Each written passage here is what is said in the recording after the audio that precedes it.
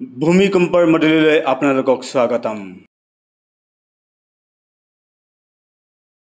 এই মডেলটো সম্পূৰ্ণ কৰাৰ পাছত আপুনি সক্ষম হ'ব ভূমিকম্পৰ সংজ্ঞা দিয়া, ভূমিকম্পৰ কাৰণসমূহ বৰ্ণনা কৰিবলৈ, ভূমিকম্পৰ প্ৰভাৱ চিহ্নিত কৰিবলৈ, ভাৰতত ছিস্মিক জ'নসমূহ চিহ্নিত কৰিবলৈ, ভূমিকম্পৰ প্ৰভাৱ চিহ্নিত কৰিবলৈ, ভূমিকম্পৰ পৰিস্থিতিত পালন কৰিবলগীয়া সুৰক্ষা প্ৰক্ৰিয়াসমূহ চিহ্নিত কৰিবলৈ আৰু স্বেচ্ছাসেৱকৰ ভূমিকা বৰ্ণনা কৰিবলৈ।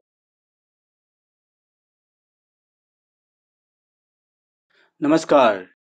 এই মডেলটোত আমি ভূমিকম্প আৰু ভূমিকম্পৰ পৰা ৰক্ষা আৰু মিটিগেশ্যন কৰাৰ অভ্যাসসমূহৰ বিষয়ে আলোচনা কৰিম।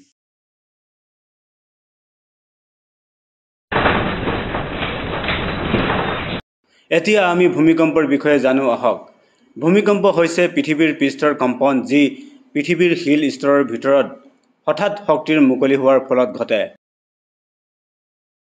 সাধাৰণতে ভূমিকম্পবোৰ 1 মিনিটতকৈ কম সময়ৰ বাবে স্থায়ী। ভূমিকম্পবোৰ বৃহৎ এলেকাত অনুভৱ কৰিব পাৰি। ভূমিকম্পৰ প্ৰভাৱ তাৰ স্থায়ী সময়, পৰিসৰ আৰু গভীৰতাৰ ওপৰত নিৰ্ভৰ কৰে। প্লেট টেকটনিকৰ বিষয়ে জনাৰ আগতে আমি পৃথিৱীৰ গঠন বুজি লওঁ। পৃথিৱী 3টা পৃথক স্তৰৰ পৰা গঠিত। পৃথিৱীৰ পৃষ্ঠত ক্লিক কৰি তাৰ স্তৰবোৰ চাওক। বিজ্ঞানীসকলে বহুতো ভূমিকম্প মূল্যায়ন কৰি নিৰ্ণয় কৰিছে যে পৃথিৱীৰ 3টা প্ৰাথমিক স্তৰ বা খোলাৰে গঠিত। এইবোৰ হৈছে ক্ৰাষ্ট, মেণ্টেল আৰু কোৰ। এতিয়া আমি এই প্ৰত্যেকটো স্তৰৰ বিষয়ে শিকো। পৃথিৱীৰ সৰ্বাধিক বাহ্যিক পৃষ্ঠটোক ক্ৰাষ্ট বুলি কোৱা হয়। ক্ৰাষ্ট তুলনামূলকভাৱে লঘু আৰু ভংগনশীল। অধিকাংশ ভূমিকম্পই ক্ৰাষ্টৰ ভিতৰতে ঘটে। ক্ৰাষ্টৰ তলত থকা আৰু পৃথিৱীৰ কোৰলৈ অহা অঞ্চলটোক মেণ্টেল বুলি কোৱা হয়। মেণ্টেল হৈছে প্ৰায় 2900 কিলোমিটাৰ ডাঠ অৰ্ধকঠিন শিলৰ ঘন গৰম স্তৰ। মেণ্টেলৰ তলত পৃথিৱীৰ কোৰ আছে। পৃথিৱীৰ কোৰটো এটা তৰল বাহিৰৰ কোৰ আৰু এটা কঠিন ভিতৰৰ কোৰেৰে গঠিত। লিথোস্ফিয়াৰৰ তলত থকা এক সৰল চলনশীল অঞ্চলক এষ্ট্ৰনোস্ফিয়াৰ বোলা হয়। শিলামণ্ডল খোলা আৰু ওপৰৰ আৱৰণৰ শেষ অংশ দুয়োটাৰে গঠিত যিটো ভংগুৰ আৰু ৰিজিড চলিড ৰূপত থাকে। শিলামণ্ডল হৈছে আটাইতকৈ বাহিৰৰ যান্ত্ৰিক স্তৰ যিটো ভংগুৰ আৰু ৰিজিড চলিডৰ দৰে দেখা যায়। শিলামণ্ডলৰ ডাঠ প্ৰায় 100 কিলোমিটাৰ।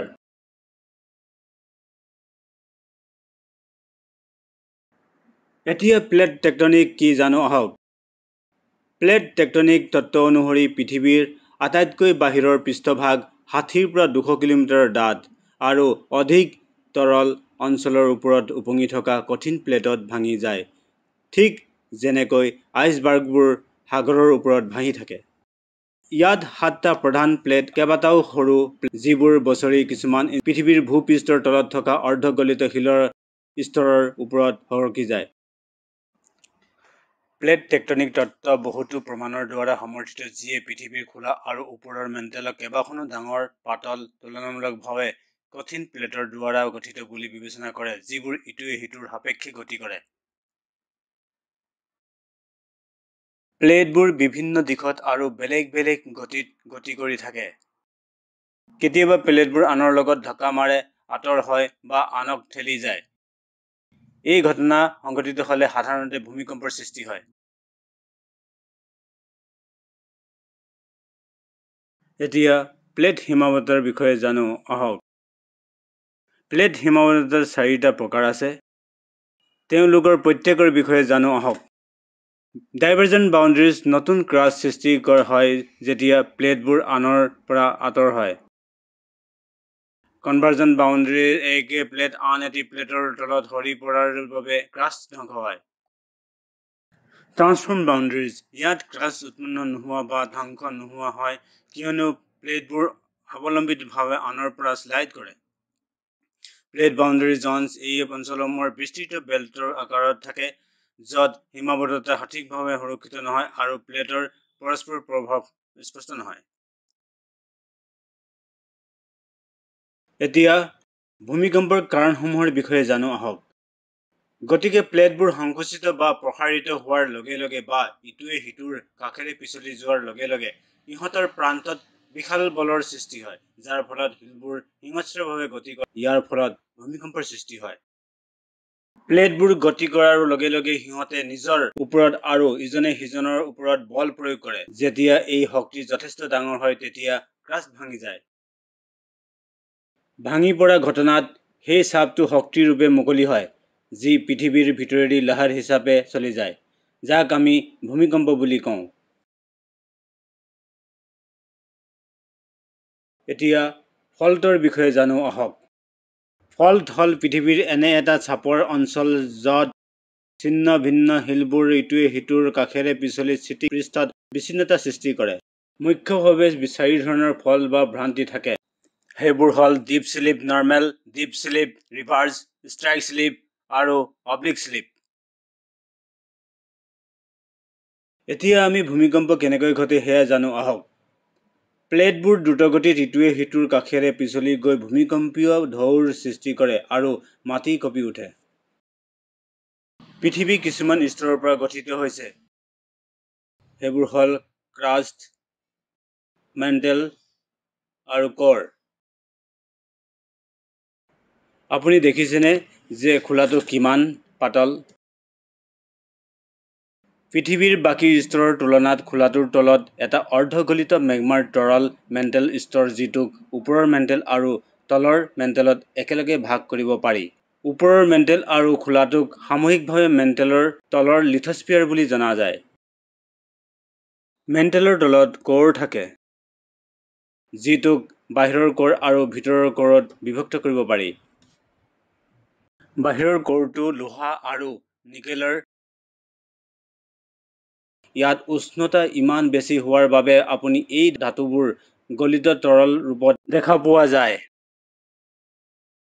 পৃথিৱীৰ কেন্দ্ৰত বাহিৰৰ ক'ৰৰ তলত ভিতৰৰ ক'ৰটো নিহিত হৈ আছে।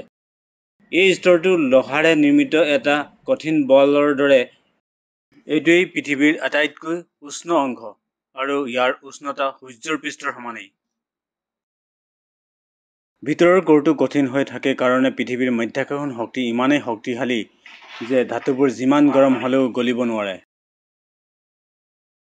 আপুনি যদি বিশ্বৰ মানচিত্ৰ এখন চায়, তেন্তে সহজেই ভাবিব যে পৃথিৱীখন সদায় এনেকৈ আছিল আৰু সদায় এনেকুৱাই হ'ব। কিন্তু বৰ্তমান পৃথিৱীৰ পৃষ্ঠভাগ এনেকুৱাই, কাৰণ ই সকলো সময়তে সলনি হৈ থাকে। কিন্তু বৰ্তমান পৃথিৱীৰ পৃষ্ঠভাগ এনেকুৱাই। পৃথিৱীৰ শিলামণ্ডলত বহুতো টেক্টনিক প্লেটত বিভক্ত হয়, যিবোৰ বেলেগ বেলেগ আকৃতিৰ আৰু আকাৰ হয়। কিন্তু জিগছ পাজলৰ দৰে টানকৈ ফিট হৈ যায়। 7খন ডাঙৰ কি প্লেট আৰু কেইবাখনো সৰু প্লেট আছে, আৰু তাৰ ওপৰত আমাৰ ভূমি আৰু সাগৰবোৰ পৰি আছে। আপুনি জানেনে যে আমি যিবোৰ মহাদেশ এবাৰ চিনি পাওঁ, এই মহাদেশখনৰ অস্তিত্ব 335 মিলিয়ন বছৰৰ আগতেই আছিল আৰু আমি লাখ লাখ বছৰৰ ভিতৰত ইয়াক পাংগিয়া বুলি কোৱা হয়। টেক্টনিক প্লেটবোৰে মহাদেশবোৰক ধৰি ৰাখিছিল আৰু ইটোৱে সিটোৰ লগত খুন্দা মাৰি ঘূৰি ফুৰিছিল আৰু তাৰ পিছত ইয়াক আঁতৰাই পেলাইছিল। এই প্ৰক্ৰিয়াটোক প্লেট টেক্টনিক বুলি কোৱা হয়, যদিও কেতিয়াবা ইয়াক মহাদেশীয় বুলিও কোৱা হয়। আপুনি যদি ভালদৰে চায় তেন্তে আপুনি দেখিব যে মহাদেশসমূহৰ কিছুমান প্ৰান্তৰ দৰে শাৰী পাতি আছে, আফ্ৰিকা আৰু দক্ষিণ আমেৰিকা। বিভিন্ন মহাদেশত সাঁতুৰিব উৰিব নোৱাৰা প্ৰাণীৰ জীৱাশ্ম থকা দেখা গৈছে, যিয়ে অধিক প্ৰমাণ প্ৰদান কৰে যে সকলো মহাদেশ পূৰ্বতে সংযুক্ত আছিল। গতিকে প্লেটবোৰে মহাদেশবোৰক য'ত আছে তালৈ লৈ যাবলৈ কেনেকৈ পৰিচালনা কৰিছিল?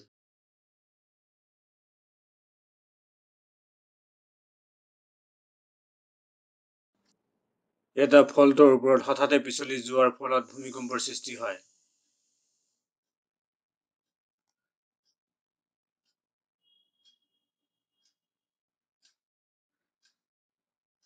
এতিয়া ভূমিকম্পৰ লগত জড়িত মূল শব্দবোৰৰ পৰিচয় দিওঁ। প্ৰত্যেক শব্দৰ ওপৰত ক্লিক কৰি অধিক জানক। ফ'কাছ বা হাইপ'চেণ্টাৰ হৈছে ফল্টৰ ওপৰত থকা বিন্দুটো য'ৰ পৰা স্লিপ আৰম্ভ হয়। ভূগৰ্ভ কেন্দ্ৰ হৈছে ভূমিকম্পৰ উৎসৰ পৰা পোনে পোনে ওপৰত পৃথিৱীৰ পৃষ্ঠত থকা এটা বিন্দু। ভূমিকম্পৰ তৰংগ সৃষ্টি হয় যি ভূমিকম্পৰ দ্বাৰা ঢৌৰ দৰে যাত্ৰা কৰে, য'ত ই আটাইতকৈ শক্তিশালী। আহক আমি প্ৰাথমিক আৰু গৌণ তৰংগসমূহৰ বিষয়ে শিকো।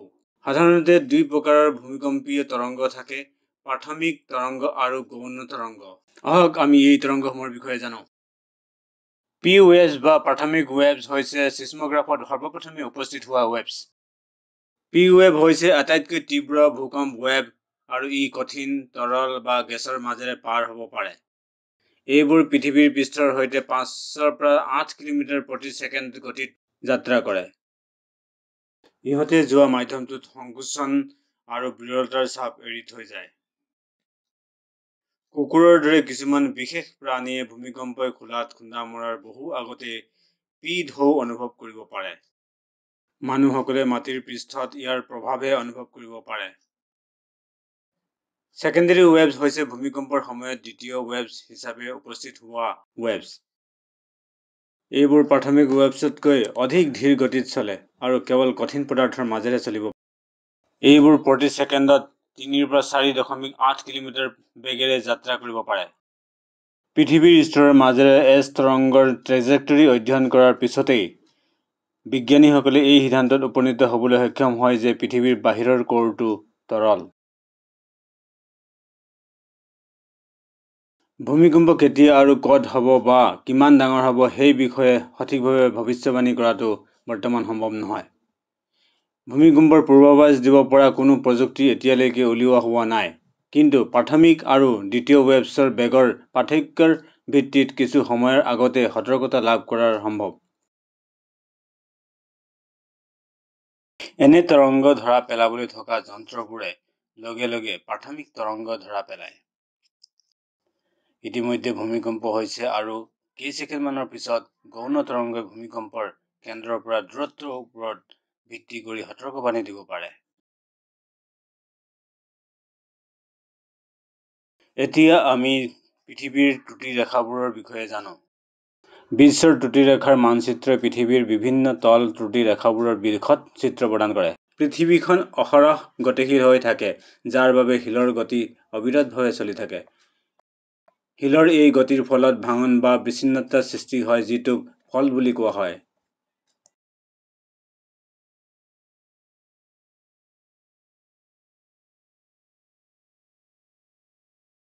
এতিয়া আমি জানো যে ভূমিকম্পৰ যিকোনো ঠাইত ঘটিব পাৰে। কিছু ভূমিকম্প ত্ৰুটি ৰেখাৰ সৈতে সংযুক্ত নোহোৱা অৱস্থাতো ঘটিব পাৰে আৰু পৃথিৱীৰ যিকোনো ঠাইত সজাগ নোহোৱা অৱস্থাতো ঘটিব পাৰে। 1993 চনত মহাৰাষ্ট্ৰৰ লাতুৰ চহৰত এক ভূমিকম্প ঘটে যদিও লাতুৰ চহৰ ছিস্মিক জন 4 বা 5ৰ ভিতৰত নাছিল।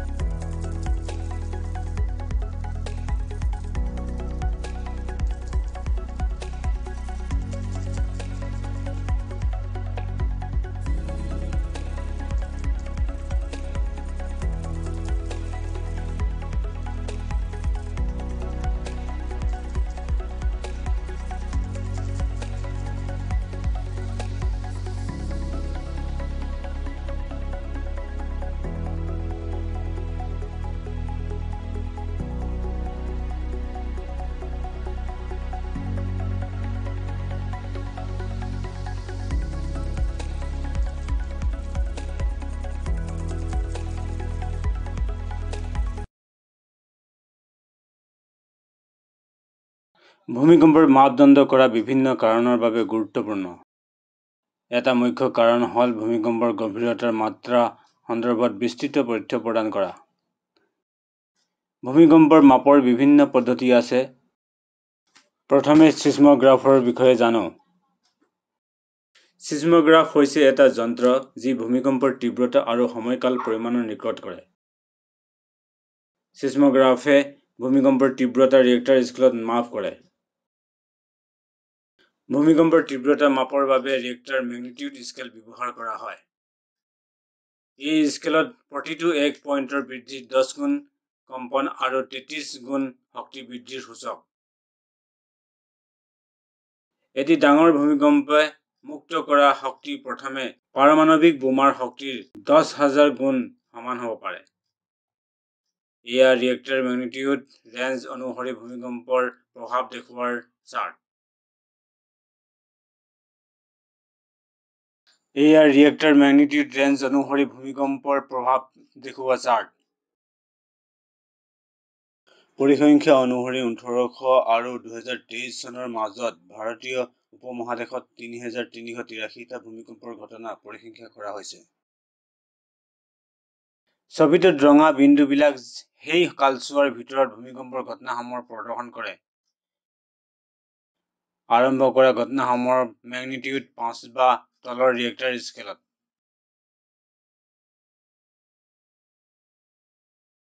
এতিয়া ভাৰতৰ সিস্মিক জোনবোৰৰ বিষয়ে জানো আহক। বিশ্ব আৰু ভাৰতৰ অঞ্চলবোৰ ভূমিকম্পৰ প্ৰৱণতাক ভিত্তিত সিস্মিক জোনবোৰত বিভক্ত কৰা হৈছে, য'ত জন 2 সৰ্বনিম্ন প্ৰৱণতা আৰু জন 5 সৰ্বাধিক প্ৰৱণতা প্ৰদৰ্শায়। যদিও ভূমিকম্পৰ তীব্ৰতাৰ ওপৰত নিৰ্ভৰ কৰি কিছুমান বিশেষ জন যেনে জন 5, 4, 3 আৰু 2 আছে, প্ৰত্যেক জনক ক্লিক কৰি তাৰ বিষয়ে অধিক জানক। জন 5 বুজায় যি অঞ্চলসমূহ অত্যন্ত বিপদজনক, ভূমিকম্পৰ প্ৰৱণ, যাৰ তীব্ৰতা 8 বা তাতকৈ অধিক। এই জনত হোৱা ভূমিকম্পই পূৰ্ণ আতংক আৰু উল্লেখযোগ্য ক্ষতিৰ সৃষ্টি কৰিব পাৰে। উত্তৰ-পূব ৰাজ্যসমূহ জম্মু আৰু কাশ্মীৰ, হিমাচল প্ৰদেশ, গুজৰাট, বিহাৰ, উত্তৰাখণ্ড, আন্দামান আৰু নিকোবৰ দ্বীপসমূহ এই জনত আহে। জন 5ৰ ভিতৰত বিহাৰ ভূমিকম্প 1934, যাৰ তীব্ৰতা 8 আছিল, সেয়া হৈছে এক প্ৰধান ঘটনাৰ পৰা এটা। এই জনত হোৱা ভূমিকম্পত বিল্ডিংসমূহ আংশিক বা সম্পূৰ্ণভাৱে ধ্বংস হয়। ভূমিকম্পৰ সময়ত ৰেলপথ বেঁকা হৈ যায়, ৰাস্তা ক্ষতিগ্ৰস্ত হয়, মাটি ফাটে আৰু ভূমিৰ তলত থকা নলসমূহ ভাঙে। ভূমিস্খলন, শিলৰ পতন, বোকাৰ প্ৰৱাহ ঘটে। সাগৰৰ পানীত ডাঙৰ ঢৌৰ উৎপন্ন হয়। জন 4ত সেই অঞ্চলসমূহ উল্লেখ কৰে য'ত অত্যন্ত উচ্চ বিপদ থকা 7.9 মেগনিটিউড পৰ্যন্ত তীব্ৰ ভূমিকম্প থাকে। এই অঞ্চলবোৰ শক্তিশালী ভূমিকম্পৰ পৰা বিপদাপন্ন যিয়ে অধিক পেনিকৰ সৃষ্টি কৰে। জম্মু আৰু কাশ্মীৰ, হিমাচল প্ৰদেশ, উত্তৰাখণ্ড, বিহাৰ, দিল্লী, পশ্চিম বংগ, হাৰিয়ানা, পঞ্জাৱ, ছিকিম, গুজৰাট, মহাৰাষ্ট্ৰ আৰু লক্ষাদ্বীপ এই অঞ্চলৰ অন্তৰ্ভুক্ত। গুজৰাটৰ 2001 চনত ভূমিকম্প, যাৰ মাত্ৰা 7.7 আছিল, অন্যতম মুখ্য ঘটনা আছিল। এই ধৰণৰ ভূমিকম্প ভালকৈ ডিজাইন কৰা বা নিৰ্মাণ কৰা গাঁথনি বা অট্টালিকাত মধ্যম পৰিমাণৰ ক্ষতি সাধন কৰে, আৰু দুৰ্বলভাৱে নিৰ্মিত গাঁথনি বেছি ক্ষতিগ্ৰস্ত হয়। আন প্ৰভাৱো হ'ব পাৰে ঠেক ঢালত ভূমিস্খলন আৰু মাটিৰ ফাট।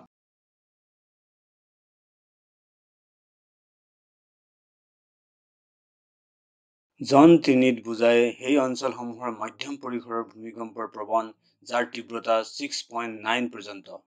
জন 3 উচ্চ তীব্ৰতাৰ ভূমিকম্পবোৰ অনুভৱ কৰা হ'ব পাৰে। ভূমিকম্পই আতংক সৃষ্টি কৰে আৰু মানুহে স্থিৰ হৈ থাকিবলৈ অসুবিধা কৰে। চলন্ত বাহনসমূহৰ ভিতৰতো মানুহে এনে ভূমিকম্প অনুভৱ কৰিব পাৰে। পঞ্জাৱ, হাৰিয়ানা, উত্তৰাখণ্ড, বিহাৰ, বেংগল, গুজৰাট, ৰাজস্থান, মধ্যপ্ৰদেশ, উৰিষ্যা, অন্ধ্ৰপ্ৰদেশ, গোৱা, কেৰালা, তামিলনাডু আৰু মহাৰাষ্ট্ৰ এই জনত আহে। জন 3ৰ ভিতৰত লাতুৰ ভূমিকম্প 1993 চনত, যাৰ তীব্ৰতা 6.3 আছিল, ই এটা প্ৰধান ঘটনা। ভাল ডিজাইন আৰু নিৰ্মাণৰ সৈতে থকা স্থাপনাসমূহ সামান্য ক্ষতি কৰে, যেতিয়া দুৰ্বল ডিজাইন বা নিৰ্মাণৰ সৈতে থকা স্থাপনাসমূহ উল্লেখযোগ্য ক্ষতি সাধন কৰে।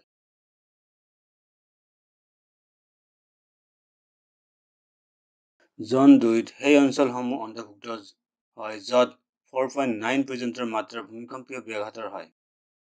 এই অঞ্চলসমূহ ভূমিকম্পৰ বাবে বিপদাপন্ন, যি সকলোৱে অনুভৱ কৰিব পাৰে আৰু যিয়ে মানুহক আতংকিত কৰিব। এনেধৰণৰ ভূমিকম্পত থাল, বাতি আৰু কাঁচৰ বস্তু ভাঙি পৰে, কিতাপসমূহ সৰি পৰে আৰু বেছি ওজনৰ ফাৰ্নিচাৰ স্থানান্তৰিত হয়।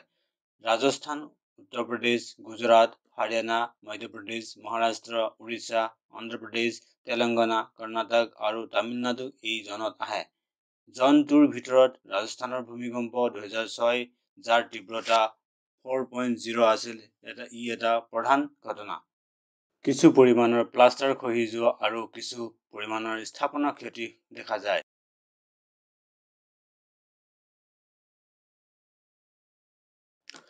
আপোনালোকে সৰ্বাধিক বোধহয় ছুনামিৰ বিষয়ে শুনা পাইছে। ছুনামি সাগৰৰ তলত হোৱা ভূমিকম্প বা আগ্নেয়গিৰিৰ বিস্ফোৰণৰ বাবে হয়। উপকূলীয় অঞ্চলত বাস কৰা মানুহে জানিব লাগিব যে ভূমিকম্প হোৱাৰ সময়ত সমুদ্ৰৰ নিকটৰ অঞ্চলসমূহ ছুনামিৰ তলত পৰিব পাৰে। এতিয়া এটা ছুনামিৰ ভিডিঅ' চাওঁ আহক। ভিডিঅ' চাবলৈ প্লে বুটামটো ক্লিক কৰক।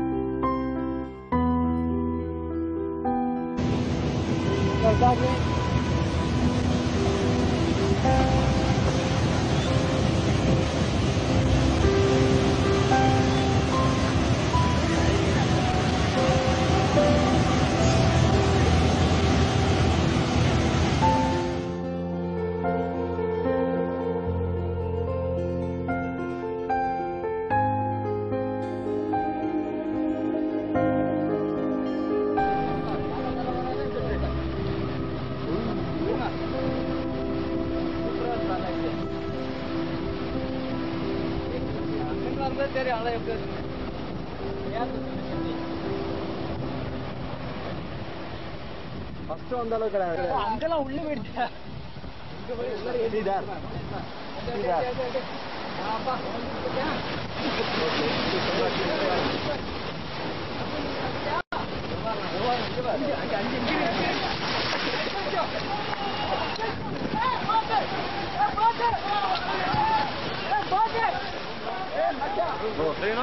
Yeah. Room number 110. Good, sir.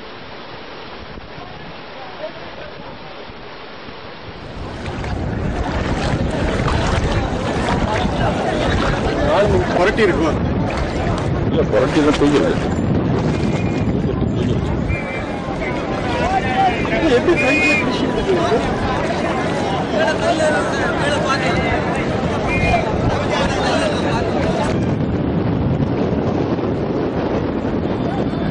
எப்படி இது மேல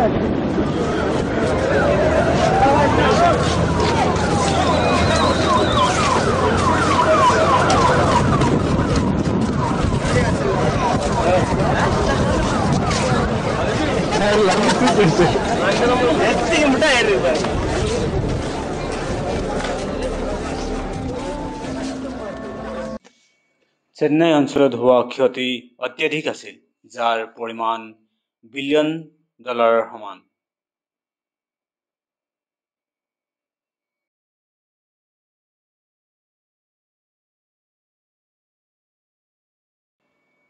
ঢৌৰ অভিজ্ঞতাৰ সংখ্যা অনুসৰি বিভিন্ন উপকূলীয় অঞ্চলত ছুনামিৰ প্ৰভাৱ বহু পৰিমাণে ভিন্ন হৈছিল।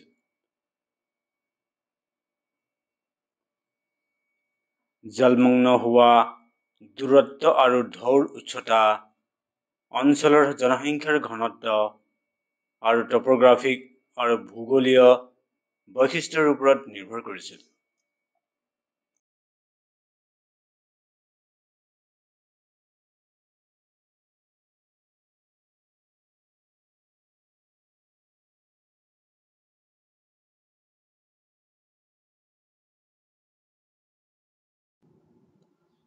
ভূমিকম্পৰ আগতে নিজকে সহায় কৰিবৰ বাবে আপুনি কিছু পদক্ষেপ অনুসৰণ কৰিব পাৰে।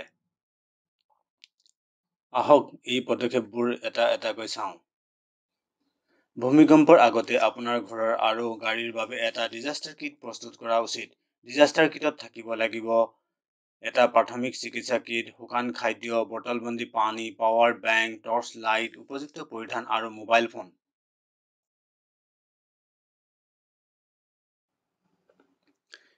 এতিয়া ভূমিকম্পৰ সময়ত কিছুমান সুৰক্ষা প্ৰক্ৰিয়া আলোচনা কৰোঁ। এটা পৰিস্থিতি বিবেচনা কৰক। যদি আপুনি ঘৰতে আছে আৰু আচলতে এটা শক্তিশালী কম্পন অনুভৱ কৰে, সেই সময়ত আপুনি কি কৰিব? যদি আপুনি ভূমিকম্পৰ সময়ত ঘৰত থাকে, তেন্তে শান্ত থাকক আৰু এটি হেভি টেবুল বা ডেস্কৰ তলত আৱৰণ কৰক। গ্লাছ, উইণ্ডোজৰ পৰা বা যিকোনো বস্তুৰ পৰা আঁতৰত থাকক, যেনে বুকেজ। মাত্ৰ কিছুমান পদক্ষেপৰে আপুনি সুৰক্ষিত স্থানলৈ যাওক। ভূমিকম্পৰ সময়ত আপুনি কৰা উচিত এটা নিৰাপদ স্থান বাছি যি শক্তিশালী ফাৰ্নিচাৰৰ তলত হ'ব পাৰে, যেনে টেবুল বা ডেস্কৰ তলত, য'ত কোনো ধৰণৰ আপোনাৰ ওপৰত নপৰে। ড্ৰপ কভাৰ আৰু হল্ড অনৰ অভ্যাস কৰক। মজবুত কোনো বস্তুৰ তলত বহি পৰক। আঁকোৱালি ধৰক আৰু নিজৰ চকুক সুৰক্ষিত ৰাখিবলৈ সন্মুখখন বাহুত টান কৰি ৰাখক। এতিয়া দ্বিতীয় পৰিস্থিতিটো বিবেচনা কৰক। ভূমিকম্পৰ ফলত গেছৰ পাইপ ফাটিব পাৰে, যাৰ ফলত বিপদজনক গেছৰ সৃষ্টি হ'ব পাৰে। আৰু এই গেছৰ ফলত অগ্নি অথবা বিস্ফোৰণ ঘটিব পাৰে। যদি আপুনি ঘৰতে আছে আৰু গেছৰ গন্ধ অনুভৱ কৰে বা হিচিকাৰ বা ব্লোয়িং শব্দ শুনে, তেন্তে সেই সময়ত আপুনি কি কৰিব? এখন খিৰিকী খুলি তৎক্ষণাত ঘৰৰ পৰা বাহিৰলৈ ওলাই যাওক। সুনিশ্চিত কৰক যে আপুনি জোতা পৰিধান কৰিছে, কাৰণ মাটিত আৰু আপোনাৰ ঘৰত ভঙা কাঁচৰ টুকুৰা থাকিব পাৰে। আহক আগন্তুক পৰিস্থিতিটো আলোচনা কৰোঁ। ধৰক আপুনি এটা জনসমাগমৰ মাজত আছে আৰু হঠাতে মাটিত তীব্ৰ কম্পন অনুভৱ কৰে। সেই সময়ত আপুনি কি কৰিব লাগে?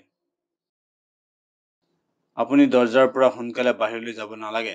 তাৰ পৰিৱৰ্তে ওজনৰ কোনো মজবুত বস্তুৰ তলত আশ্ৰয় লওক আৰু যিবোৰ বস্তু আপোনাৰ ওপৰত পৰিব পাৰে তেনে ধৰণৰ বস্তুৰ পৰা দূৰত থাকক। সকলোতকৈ গুৰুত্বপূৰ্ণ হৈছে যে ভূমিকম্পৰ সময়ত এলিভেটৰ ব্যৱহাৰ নকৰিব। এতিয়া চতুৰ্থ পৰিস্থিতিটো বিবেচনা কৰোঁ আহক। যেতিয়া আপুনি ঘৰৰ বাহিৰত থাকে, ধৰি লওক আপুনি বাহিৰত এটা অট্টালিকাৰ কাষত থিয় হৈ আছে আৰু হঠাতে মাটি জোৰকৈ কঁপিবলৈ আৰম্ভ কৰে। সেই মুহূৰ্তত আপুনি কি কৰিব লাগে? প্ৰথমে বিল্ডিং, ৰাস্তাৰ পোহৰ আৰু ইউটিলিটি ৱায়াৰৰ পৰা আঁতৰক আৰু খোলা স্থানৰ ফালে আগবাঢ়ক। পঞ্চমটো পৰিস্থিতি এতিয়া আপোনাৰ বাবে। ধৰি লওক আপুনি এটা চলন্ত বাহনত আছে আৰু হঠাতে ভূমিকম্প অনুভৱ কৰে। সেই সময়ত কি কৰিব লাগিব? আপুনি তৎক্ষণাত গাড়ী বন্ধ কৰক আৰু বাহনৰ ভিতৰতে থাকক। ব্ৰিজ আৰু টানেলৰ কাষত গাড়ী চলাব নালাগে। শেষত আপোনাৰ গাড়ী বিদ্যুতৰ শাৰী, চিহ্নৰ খুঁটি, গছ বা লাইটৰ খুঁটিৰ কাষত নাৰাখিব। এতিয়া ষষ্ঠ পৰিস্থিতিৰ চাওঁ আহক। ধৰি লওক আপুনি এটা বহুতলীয়া অট্টালিকাত আছে। যেতিয়া ভূমিকম্প হয়, সেই সময়ত আপুনি কি কৰিব লাগে? খিৰিকীৰ আৰু বাহিৰৰ দেৱালৰ পৰা আঁতৰত হওক। বিল্ডিঙৰ পৰা বাহিৰলৈ ওলাই যাওক। এলিভেটৰ ব্যৱহাৰ নকৰিব। বিদ্যুৎ যাব পাৰে। আপাতকালীন এক্সিট ব্যৱহাৰ কৰক। যদি আপুনি বন্ধ হৈ পৰে, শান্ত থাকক। গাঁথনিৰ কঠিন বা ধাতুৰ অংশত শব্দ কৰি লোকৰ মনোযোগ আকৰ্ষণ কৰিবলৈ চেষ্টা কৰক।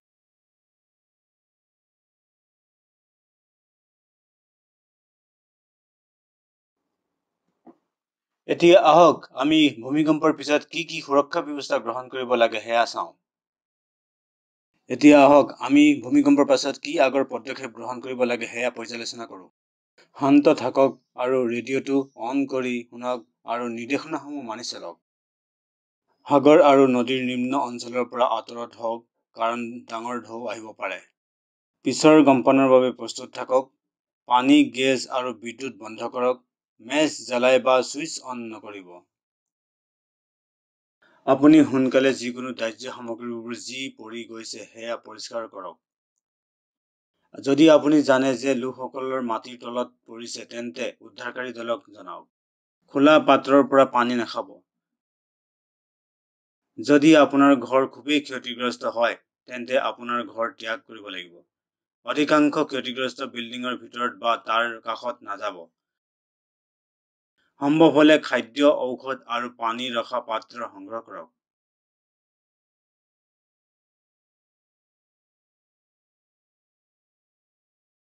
আপদ আৰু বিপদৰ সময়ত যেনে ভূমিকম্প আৰু তাৰ পিছত স্বেচ্ছাসেৱকসকলে সহায় আৰু আৰ্থিক সাহায্যৰ কাৰ্যত সক্ৰিয় হৈ পৰে। এতিয়া চাওঁ আহক স্বেচ্ছাসেৱকসকলৰ ভূমিকা। স্বেচ্ছাসেৱকসকলে বিভিন্ন কাৰ্য সম্পাদন কৰে যেনে পীড়িতসকলক উদ্ধাৰ কৰা, প্ৰাথমিক চিকিৎসা, অগ্নি প্ৰতিক্ৰিয়া, সাহায্য শিবিৰ পৰিচালনা, সাহায্য সামগ্ৰী বিতৰণ, ধ্বংসাৱশেষৰ চাফ কৰা আৰু জন্তুৰ যতন কৰা। স্বেচ্ছাসেৱকসকলে যিকোনো সংস্থাৰ বাবে সমাজৰ কেন্দ্ৰবিন্দু হ'ব পাৰে। স্বেচ্ছাসেৱকসকলে চৰকাৰৰ পৰামৰ্শৰ বাৰ্তা প্ৰেৰণ আৰু সতৰ্কবাণী বিতৰণ কৰিব পাৰে। স্বেচ্ছাসেৱকসকলে চৰকাৰী সংস্থাসকলক সেৱাসমূহ পুনৰুদ্ধাৰ কৰাত সহায় কৰিব পাৰে। স্বেচ্ছাসেৱকসকলক ৰাজ্যই সকলো ধৰণৰ সাধাৰণ সেৱাত ব্যৱহাৰ কৰিব পাৰে। এতিয়া আমি এই মডেলটোৰ শেষত উপনীত হৈছো। আহক আলোচনা কৰা মূল বিষয়বস্তুসমূহ পুনৰ পৰ্যালোচনা কৰোঁ। ভূমিকম্প হৈছে মাটিৰ পৃষ্ঠৰ কম্পন, ৰোলিং বা হঠাৎ চক। বিভিন্ন ভূমিকম্পৰ পৰা সংগ্ৰহ কৰা চেইছমোগ্ৰামসমূহৰ বিশ্লেষণ কৰি বিজ্ঞানীসকলে দেখুৱাইছে যে মাটি তিনিটা মুখ্য স্তৰত বিভক্ত: ক্ৰাষ্ট, মেণ্টেল আৰু কোৰ। বৃহৎ শিলবোৰ মাটিৰ প্লেটসমূহৰ সিমানৰ পৰা ওলমাৰ বা বিস্তাৰিত হোৱাৰ সময়ত সৃষ্টি হয়। ইয়াৰ ফলত শিলবোৰ তীব্ৰভাৱে সলনি হয়, যাৰ বাবে ভূমিকম্পৰ সৃষ্টি কৰে। ফল্টৰ চাৰিটা মুখ্য প্ৰকাৰ আছে: dip slip, normal, dip slip reverse, strike slip, oblique slip. সাগৰৰ ডাঙৰ ঢৌবোৰক ছুনামি বুলি কোৱা হয়, যি সাধাৰণতে আগ্নেয়গিৰিৰ বিস্ফোৰণ বা পানীৰ তলত ভূমিকম্পৰ ফলত হয়। ৰিয়েক্টাৰ স্কেল ভূমিকম্পৰ উচ্চ মুক্ত হোৱা শক্তিৰ পৰিমাণ আকৰ্ষণ কৰে। ভূমিকম্পৰ সময়ত প্ৰতিটো কোঠাত এক নিৰাপদ স্থান বাছিব আৰু শান্ত থাকিব লাগিব। ভূমিকম্পৰ পাছত ৰেডিঅ', টিভি অন কৰক আৰু নিৰ্দেশনাসমূহ শুনি মানি চলক। এতিয়া সময় হৈছে আপোনাৰ বিষয়টো বুজাৰ পৰীক্ষা কৰাৰ। দিয়া প্ৰশ্নবোৰ উত্তৰ দিয়া। এইটো এক মূল্যায়ন অভ্যাস। সকলো প্ৰশ্নৰ সমানভাৱে মূল্যাংকন কৰা হৈছে। আপোনাৰ পৰীক্ষাত উত্তীৰ্ণ হোৱাৰ বাবে অন্ততঃ 60 নম্বৰ পাব লাগিব। প্ৰশ্নবোৰ গুৰুত্ব সহকাৰে পঢ়ক আৰু উপযুক্ত বিকল্প বাছনি কৰক।